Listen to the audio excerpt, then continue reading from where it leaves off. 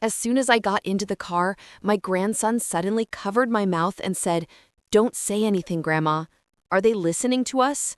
I listened to him, and what I discovered was a truth so shocking it knocked me to the ground. "I'm glad you're here. Stay until the end and tell me which city you're watching my story from. I want to know how far it has reached." I stepped out into the parking lot. It was already completely dark. My old SUV was parked quietly in a secluded corner, the faint light from the street lamp reflecting off the layer of dust on the windshield. I opened the door, about to get in, when a cold hand suddenly covered my mouth. My heart pounded. A shiver of fear ran down my spine. I wanted to scream, but a trembling voice whispered in my ear, "Don't say anything. Are they listening to us?" I turned, my heart racing, and saw Alex, my grandson, huddled in the back seat. His eyes were wide open, shining in the darkness, filled with fear. Alex was barely 10 years old, but his face at that moment looked strange, too mature, as if he had seen something terrifying. I closed the door silently, my hands still trembling, trying to keep calm so he wouldn't get even more scared. "What are you doing here? You scared me to death," I whispered, my voice choked by the shock. Alex tilted his head and pointed a finger towards the office building windows. On the upper floors, some lights were still on, casting a yellowish glow like watchful eyes. I held my breath, following the direction of his finger, my mind a tangled mess. "I heard Mom and Miss Harper in the office.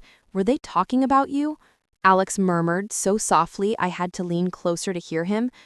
"What were they saying about me?" I asked quietly, trying to sound calm, though my heart was pounding violently.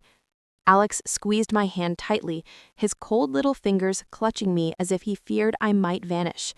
"Mom said that in a few days you wouldn't have anything, that she would make you sign something, and then you'd disappear from this house."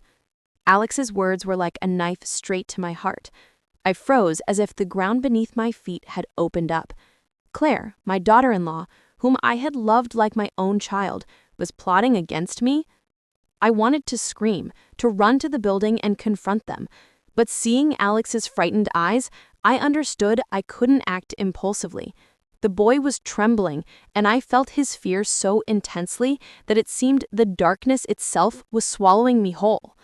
Then I understood that this afternoon's meeting had been a perfectly planned charade. Claire had been there with her sweet smile, her voice soft as honey. She always called me Mom with such an affectionate tone that anyone would believe it was sincere. But today, she insisted again and again on the topic of signing a power of attorney as if it were the most normal thing in the world. "Mom, it's just some papers to help the company run better," she said, her eyes shining but cold. I nodded, though deep down I felt uneasy. There was something in her tone that made my skin crawl, as if every word had been carefully chosen to hide an intention. Emily Harper, my trusted assistant for so many years, was sitting next to Claire, nodding her head. That left me disconcerted. Emily, whom I had considered a friend, who knew better than anyone how much effort it had taken me to build Thompson Enterprises, was supporting Claire without objection. "Mrs. Thompson, this is a good opportunity for you to rest a little," she said, avoiding my gaze, her eyes fixed on the table as if hiding something. I felt trapped in a snare, in a plan I couldn't yet decipher. Mr. Brooks, the family lawyer, was also present at the meeting. I had always trusted him, but today he was acting strange. He avoided eye contact and kept flipping through papers, as if trying to hide his nervousness. When I asked him directly about a clause in the power of attorney, he stammered and quickly changed the subject. Distrust began to grow within me, like a small, sharp wave piercing my chest. Suddenly, I remembered Daniel, my son.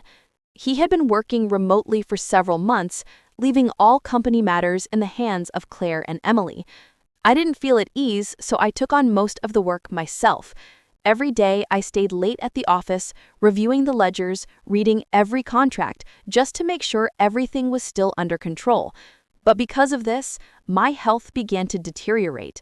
My head ached, my vision blurred from lack of sleep, and my heart felt heavy with loneliness. Daniel was my pride, but now he seemed too distant, leaving me alone to face the growing doubts. Suddenly, a shadow crossed the parking lot. Its slow footsteps echoed in the silence. Alex quickly ducked, pulling me down to follow him. I also stayed silent. My heart pounded, my eyes were fixed on that figure until it completely disappeared. When nothing could be heard, Alex raised his head, his face pale. Mom saw me. He told me not to tell anyone, but I'm so scared, Grandma. Hearing those words, I felt my heart clench. I hugged Alex tightly, feeling his small body tremble in my arms. It's okay. I'm here with you, I murmured, though I wasn't sure if I was trying to comfort him or myself. Claire, to whom I had opened my heart, whom I believed would be a support for Daniel and Alex, was plotting to take away the home I had built with blood and tears. The pain overwhelmed me, not only from the betrayal, but also because I realized I had trusted too much, that I had closed my eyes to all the warning signs.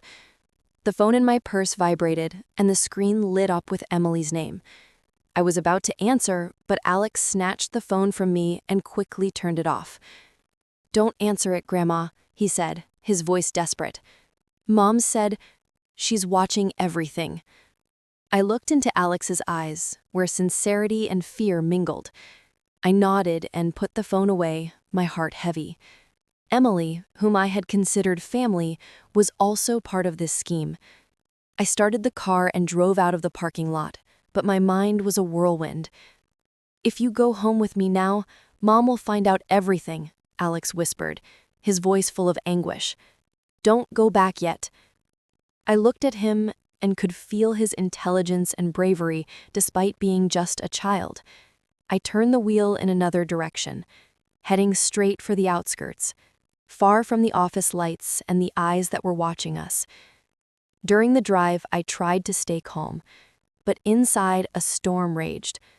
I had dedicated my life to building this family, to caring for Daniel and Alex, but now it was precisely those closest to me who were turning their backs. The pain came not only from the betrayal, but also from the isolation, as if I were lost in a void, unsure of who to believe. I pulled over on a quiet back road beyond the city, where sparse lampposts cast faint glows. A cozy cafe tucked among pines glowed with amber light, a brief sanctuary amid my turmoil. I grasped Ethan's hand, my grandson, and we entered, his fingers gripping mine tightly. I ordered him cocoa, myself espresso, my mind reeling from his revelations. Ethan stayed close, eyes scanning the night. I whispered, "What exactly did you overhear?" "He called you fragile," he murmured, twisting his jacket. "Said you'd sign without question. Then everything, the business, estate, Grandpa's true testament in the vault, would be theirs." Sophia, my daughter-in-law, whom I'd embraced as my own, plotting behind my back. I'd built this all from Marcus and Ethan. Now she schemed to seize it, forging my late husband's will to erase a secret successor. I stayed composed. "Certain about the testament?" He nodded, tears welling. "Mom laughed with Miss Lawson. You'd end broke, real document lost." Betrayal chilled me. I trusted Sophia to carry our legacy. A man answered, a trenchcoat figure. Ethan hid. I recognized Derek Hale, ex-security at Harrison Corp. "Mrs. Harrison?" he said. Ethan whispered, "He's good, hates Mom's secrets." Desperate for an ally, I confided, "Escort us home discreetly. They're watching, hacking." Derek nodded, "Done, and I'll sweep trackers." En route through back lanes, Ethan trembled. "Mom threatened to send me away if I told." I hugged him. "You're brave. I promise safety. But doubt not." Nearing home, Derek spotted a suspicious SUV. "Skip it. Head to Nora's." My lifelong friend welcomed us midnight, no questions. Ethan warned, "Don't sign the revised testament." I sent him home with Derek to avoid suspicion, staying at Nora's sleepless, Ethan's words echoing. Dawn, I returned. Sophia greeted with tea, false smile. "Where were you?" I lied calmly. She probed. I noted her cold eyes. Olivia emerged with a strange ledger. "Lawyer meeting on transfers." Glimpsing it secretly, proxy and testament falsification, urgent. Heart raced. Olivia involved too? Lunch smelled of sedatives. I praised, ate little, retreated. Ethan sneaked in. Mom spiked it and mentioned hiding Grandpa's real testament. Derek reported surveillance vans, hacked signals. Sleepless, I overheard Olivia on the phone, pleading for her sister's treatment. Hospital trail, payments faked via Sophia's accounts, mimicking my signatures. Anonymous text, sign or kin secret dies with testament. Sophia tightened control, even over Marcus. Ethan found vault map in the trash. Swap fake pre-sign. Real will named surprise heir from Sophia's past affair. Signing day loomed. Boardroom, Sophia, Olivia, shareholders, Mr. Caldwell. Papers ready, including will update. Ethan watched from the hall. As I hesitated, Olivia slammed the table. Don't sign. She slid a USB. All recorded. Forgery, heir secret. Sophia lunged. Derek restrained. Recordings played. Sophia's threats, affair confession. Ethan burst in with Nora, police. Digital proof sent. Olivia confessed coercion for sister's treatment. Faked bills. Mr. Caldwell revealed original will. Sophia's hidden daughter as backup heir. He was paid to forge. Marcus arrived, initially defending Sophia, but evidence shattered him. Mom, I was blind. Sophia arrested, screaming denials, fraud, forgery, conspiracy. Her lover, the van driver, confessed too. Court deemed Olivia victim accomplice, no prison, but guilt lingered. Months later, I supported Olivia's sister's real recovery via company fund. She returned to work, redeemed. We located Sophia's hidden daughter anonymously, integrated. Home calmed. Ethan my joy, Marcus learning business with repentance, Olivia diligent. Annual meeting, family protects in danger, even hidden ones. They smiled back. Peace regained, scars healing, unity expanded by truth. This story is fictional, but inspired by real events. Names changed for privacy. How many elders suffer silently? If in my shoes, silence for peace or face for voice? Support with super thanks for more. Comment your thoughts. What would you do? Where'd you hear this? Like, subscribe for more life stories. Big hugs and see you next.